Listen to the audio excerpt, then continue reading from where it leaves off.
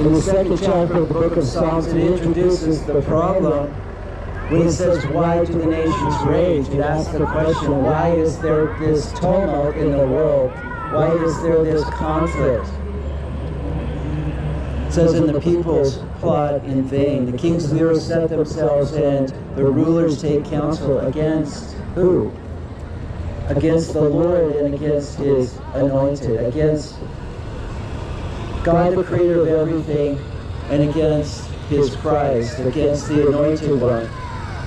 Say, let us burst their bonds apart and cast their cords from us. You see, the problem with us as fallen creatures is that we want to be our own God. We want to, God bless you. God bless you. We want to be able to decide for ourselves, because that's the lie that was received at the fall of Adam. The lie that you shall be as gods, knowing good and evil. And so today we walk around in our natural state saying, I can decide good and evil for myself. Now, there's different degrees of that, but at the root of it, that is the problem. But what is the response of God to the conflict in the world? What is the response of God to the nations, the people that say, we're going to be our own God? They say, we're going to decide for ourselves. What does God say? It says, he who sits in the heavens laughs.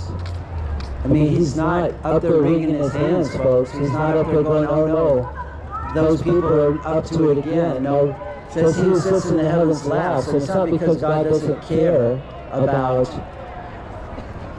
all of us, but when he sees the rebellion of fallen humanity, he laughs, because fallen humanity... You should be allowed. You should be outlawed. Oh really? Free speech, sir? Have you heard of that? You heard of the First Amendment? God bless you, man. First Amendment is a blessing to all of us. If you all were out here preaching something that I didn't agree with, I would say God bless you.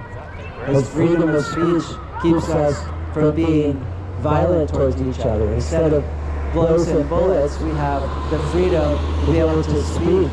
That's what our country is founded upon, and yet this older gentleman says you shouldn't be allowed to do this. Wow. You can go to a country where there is no free speech if you really have a problem with free speech, I guess, but I would rather have you come to Christ and recognize that he is the truth that we all need.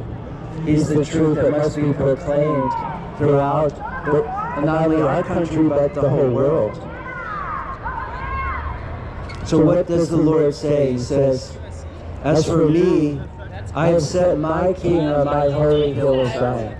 Christ, the blessed man, is the one that God sent into the world, the king that he has set upon his holy hill. He sent Christ into the world as king.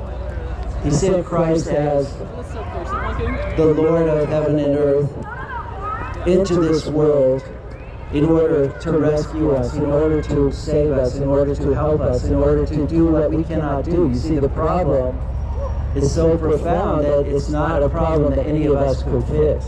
So God himself had to come into the world, and it would only be right that God would take the sin upon himself, that he wouldn't assign an angel or someone else to take the sins of the world. He had to come himself, and so God so loved the world that he gave himself. You see, he didn't just send someone in his place, but he came himself.